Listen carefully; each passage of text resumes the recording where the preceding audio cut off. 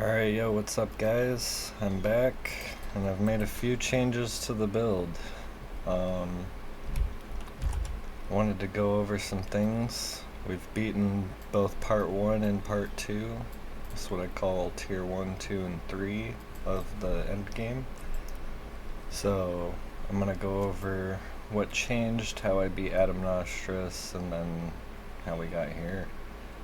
And where the build's at, where I plan to go with it to beat all of these warlords, and yeah, you can take it from there. I might start another build in the meantime, just to get more content out soon. But yeah, let me just go over a few things. I'm working on getting my legendaries, and we're stacking evasion.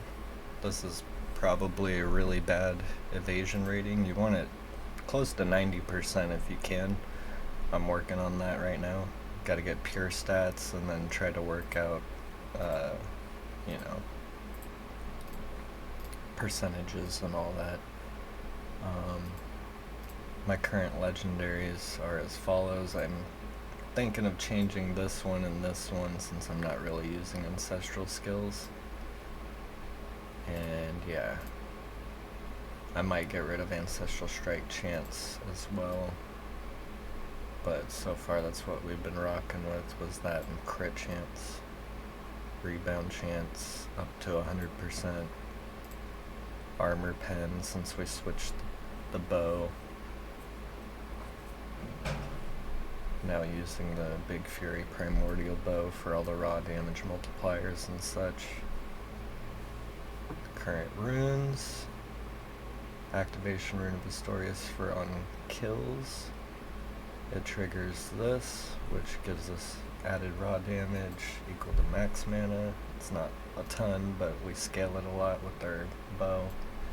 And it has a 50% chance to afflict enemies with elemental damage.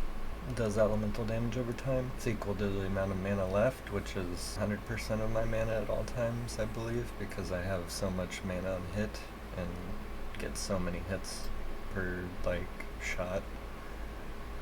And then I went with the enhancement rune of Hagen for the increased effect of my rune.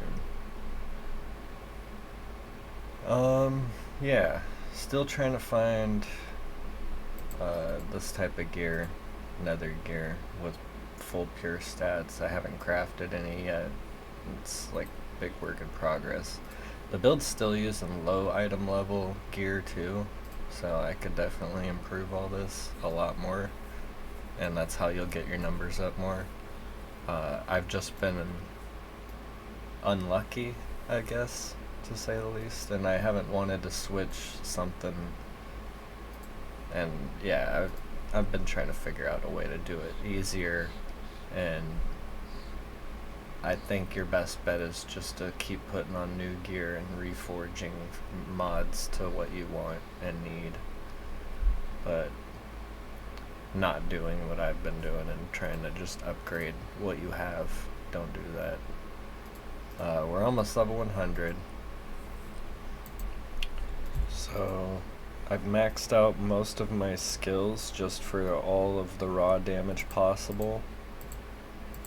As you can see, I'm still trying to get this fully maxed out, but yeah, we pretty much got them all, and then I'm gonna start working on these as well.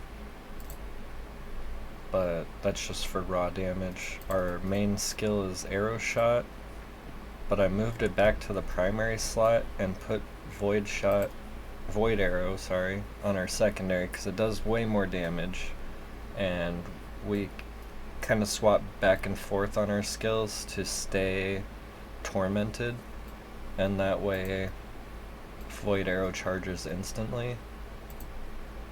And I've been using Legacy of the Void with wormholes to just instantly pop away most enemies, and it's very fun. I love it. And we get extra void arrows here, and then increased damage equal to twice our fork chance, and our fork chance is almost 100%. You could get it 100% once you get your gear to item level 100 and whatnot.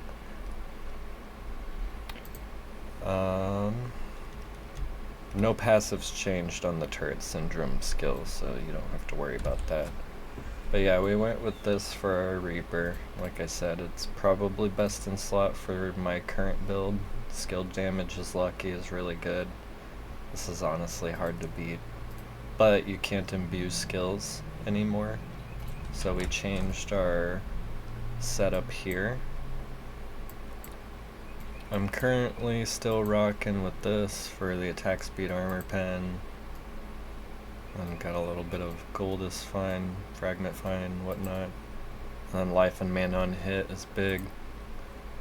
I went down here for the evasion and elite damage reduction, hoping that would help me a lot. We're going with air conditioner aura for the reduced attack speed to nearby enemies, raw boost for all the raw damage. I wanted exceptional accuracy for the projectile speed, and I guess armor pen's pretty good too. Knockback's probably helpful. I don't know how good Pierce is since we have so much fork, but with all the rebound chance we have, it's pretty good. And then I went with the elusive dancer for the evasion and damage reduction, Ellie res stuff since we have some of that. You're gonna want to eventually start just putting points into everything here, like this, once you're done with your skills, this stuff. And that's because this will give you granted elemental damage, just added elemental damage to all your abilities and stuff. So that's pretty strong. But that's like past level 100 scaling, like endgame stuff. You don't need to worry about that too much. I was using this aura, but I don't like that the skill cost doubles. I ran out of mana a lot on boss fights, and without it I do just fine. So, and we don't do a ton of elemental damage anyways with this build, so I'm not too worried about it right now.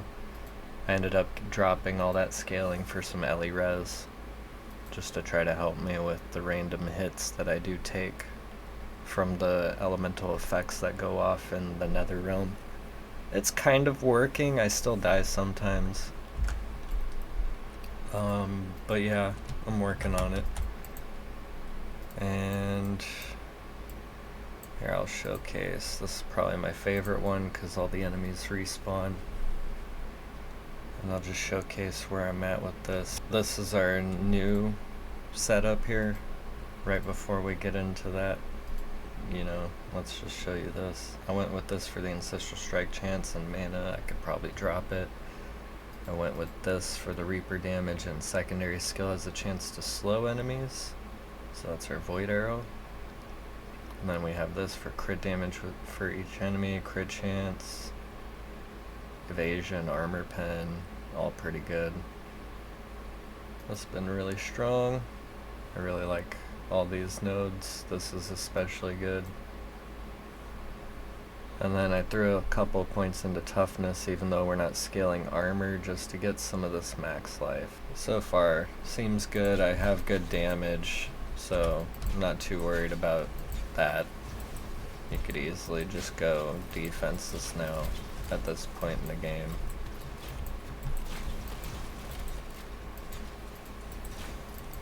As you can see, it just absolutely disintegrates everything on screen. Bosses are not so easy. I mean, it still looks crazy, but you need more defenses.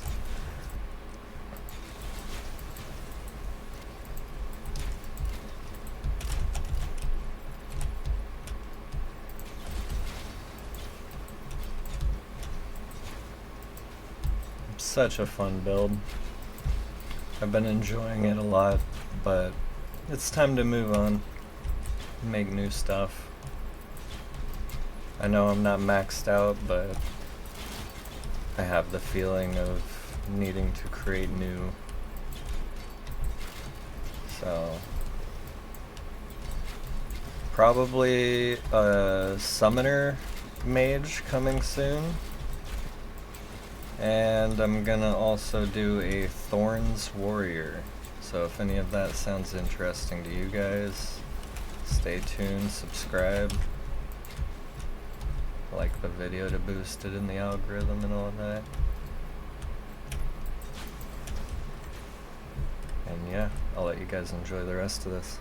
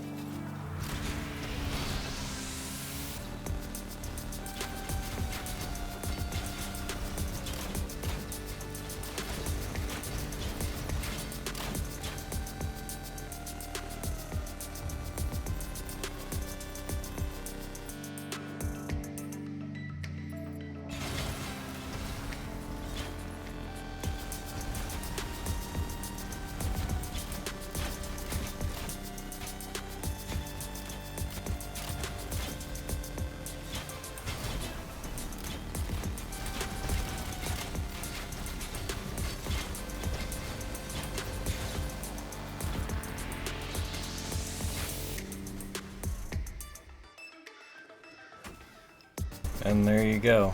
Doing about 3 billion damage over the total of 2 floors. Not bad, I think. Average DPS 9 million. Highest damage dealt is 13 million. It's pretty good. That's why we went with the Ancestral Strikes, but yeah, not sure if that's really the best scaling or if I should just go full crit. I mean, my ultimatum I went with is the crit chance one so I can drop it on gear. So, yeah. Hopefully you guys enjoyed. Remember to like the video if you like it. Maybe subscribe to the channel if you're interested in other videos of Slormancer or other action RPGs. So, yeah. See ya.